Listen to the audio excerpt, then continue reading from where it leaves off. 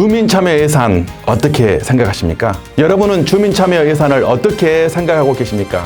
제가 경기도의 한 사례를 먼저 소개하겠습니다. 신석기 유물 집더미 움집이 23개 있는 이 것들을 주민들이 예쁘게 꾸민 내용을 먼저 소개할게요. 움집이 신석기 유물로 있는데 공원 내에 철제 구조물이 있고 맞질 않죠? 유물하고는. 또 소방 관련 시설이 부족하고 집더미로 되어 있는데요. 또 화장실도 없고 주차 공간도 부족하고 전체적인 공원 관리가 거의 부실한 상태를 주민들이 알고 이걸 뭔가 주민참여 예산으로 한번 만들어보자, 예쁘게 꾸며보자 라는 생각을 해서 철제 구조물의 벽화를 그리고 또 소화물이랄지 금연 표지판을 설치하고 그리고 화장실을 설치하고 전체적인 시설을 보수해서 예쁘게 꾸몄던 그러한 사례입니다. 그래서 완전히 새로운 공원, 유적지로 탈바꿈한 그러한 사례가 있습니다. 주민들의 힘으로 주민참여 예산으로 만들어냈던 그러한 사례인데요. 저는 주민참여 예산 제도는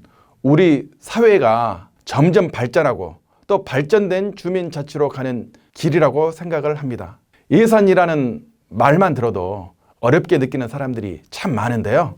사실은 그동안 자치단체가 독점해서 예산을 편성했던 것을 이제는 예산 편성 과정에 주민들이 직접 참여하도록 하자는 겁니다. 예산 편성을 누가 하든지 뭐 그게 중요해 라고 하는 사람들이 있을 겁니다. 그런데 그게 아닙니다. 예산 편성 심사를 누가 어떤 시각으로 하느냐에 따라서 사업에 커다란 차이가 생기는 겁니다.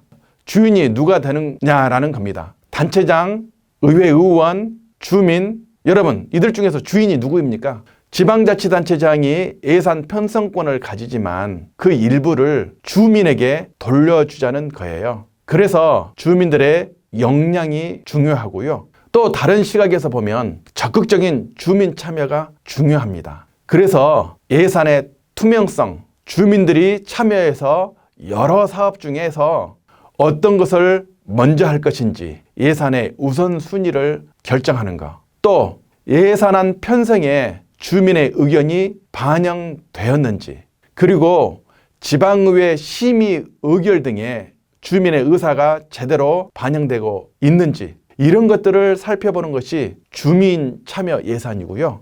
주민의 표를 의식하는 지방자치단체장의 독주를 막고 예산 낭비를 줄일 수 있는 방법, 바로 주민참여 예산제도입니다. 주민참여 예산위원회의 역할을 좀 살펴보겠습니다. 주민참여 예산위원들은 어떤 역할을 할까요? 보통 각 지방자치단체에서 그 지역의 자치법규, 즉 주민참여 예산제도 운영 조례를 만들어서 거기에 규정을 해놓고 있습니다. 예를 들면 주민참여 예산위원회 설치와 관련해서 주민이 제출한 여러 가지 주민참여 예산안을 심의, 자문하는 역할을 하고요. 또 여러 분과위원회에서 위원회의 위원들이 참석해서 회의를 하고 어떤 결정을 하기도 하고 또 어떤 심의를 하기도 하고 그렇게 하면서 위원회 활동을 하게 됩니다. 우리나라 수도 서울에서는 이 주민참여 예산을 어떻게 균형을 해놓고 있는지 그 기능에 대해서 한번 살펴보겠습니다. 서울시의 사례는 시민 제한 사업을 심의하고 조정하는 그런 기능을 하고 있고요. 예산 편성, 결산 등에 대한 의견을 제출하고 또 시민들의 의견을 수렴하기 위한 현장 방문, 공청회, 토론회 등을 개최하는 그런 역할을 하고 있습니다. 주민의 입장에서 어떤 일을 할 수 있을까? 참 많은 고민이 되죠. 주민이라면 바로 이런 역할을 할 수 있습니다. 주민의 입장에서 어떻게 하면 주민참여 예산을 통해서 자신이나 주변 사람들이 유익하게 또 아주 의미 있는 사업으로 참여할 수 있을까라는 생각을 해볼 수 있습니다. 보통 지방자치단체별로 주민참여 예산 관련 공고를 내고요. 그 공고를 보고 주민들이 필요한 사업들이 있으면 신청해 달라고 이렇게 공고를 냅니다. 그래서 일정 기간 내에 접수를 받고 있고요. 또 어떤 지방자치단체에는 1년 내내 접수를 받는 것도 있어요. 그래서 이걸 좀 알아보면 될 것 같고요.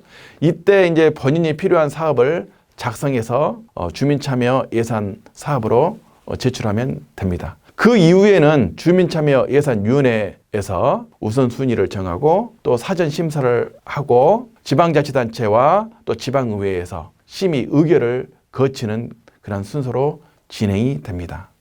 주민참여 예산에 대해 조금 더 관심을 가져보실 수 있기를 바랍니다. 감사합니다.